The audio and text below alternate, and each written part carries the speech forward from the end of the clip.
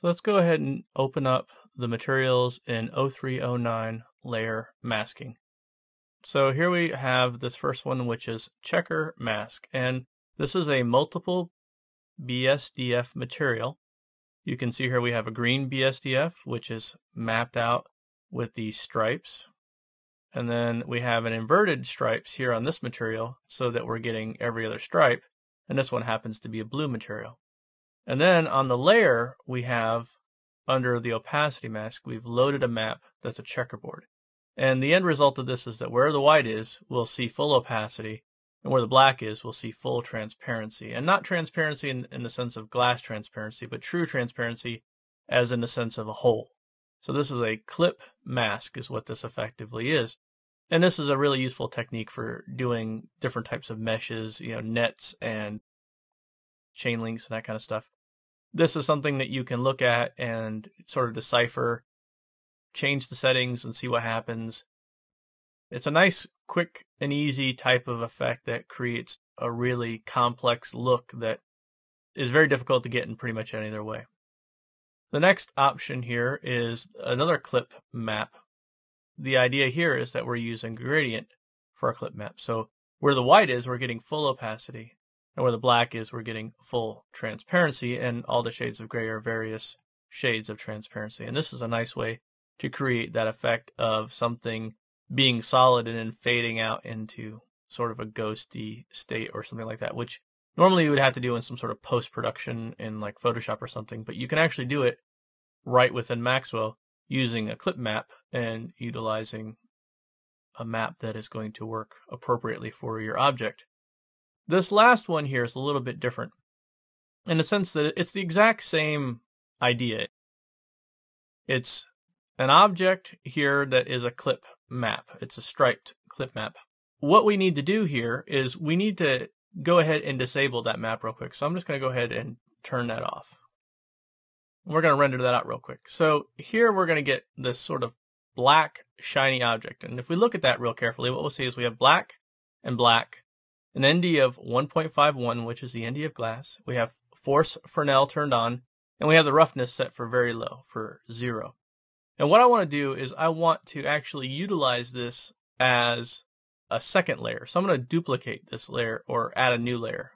So I'm just going to add layer 2. And layer 2 I'm going to pull down below because the stacking order here is everything. As a matter of fact, even though we have a default material here, as you can see, if we go to render right now, it won't change. All you'll see is this black. And the reason why is because it's at 100% opacity. You can see the opacity mask is set at 100%. There's no mask. So this is not going to reveal anything about what's underneath as long as we have that. Now, we could reduce the opacity to something like, say, 50% and render that again. And now we'll see some of that gray through the black. However, if we really want to get the full effect of a clear coat, which is what we're shooting for here, what we want to do is we want to change the layer blending mode to additive. And when we do that, you'll see that we actually get all the shine of that sort of metallic black object, but we don't have any of the color of it. We keep the purity of the color underneath. And as a matter of fact, in order to really see that, let's go ahead and change this color to something that'll be really obvious, something like that. And what I'll do is I'll go ahead and change the roughness to something like 95, turn on Force Fresnel, and we'll render that out. Alrighty, so this is our standard type clear coat glass. It's important to note that I used the ND of glass here.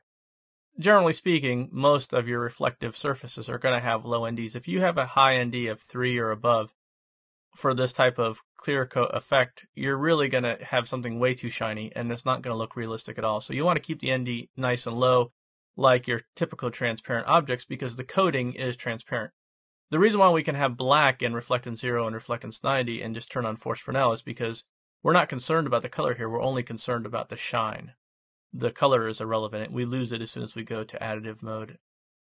So it doesn't matter. And you'll notice that here that additive is denoted by an A. The other thing that's worth knowing about additive mode is you don't usually want to have more than 2 layers in additive mode because each layer in additive mode adds itself to the previous layer and it can create unrealistic effects. So that's something to be aware of. Now, going back to that layer mask, if we go back and we load those stripes that we had, like so, now what we can do is we can control where it's white, we can see the clear coat, and where it's black, the clear coat will go away and we'll be left with this diffuse material underneath. So let's go ahead and render that out. And in this way, we can have varnishes on individual spots where we want just a bit of shine. This can be used sometimes with photographs for parts where there's a little bit of smoothness, whether it be fingerprints that have left oil on a wall or whether it be the glossy part of a wood floor. This is a really useful technique. It's something that you see a lot. And the way you do it is using these layer opacity masks. Now, the nice thing about this versus the BSDF layer mask is that this number here is still active. So if we set this down to something like, say, 10, we're going to see a greatly reduced strength of that glossy clear coat. So let me just go ahead and show you that. So it's still there, but now it's only at 10%, whereas before it was at 100%, because the map works in conjunction with this number. This number is very much like the roughness number in the BSDF in the sense that this parameter is sort of clamping the map. So that's just something to be aware of.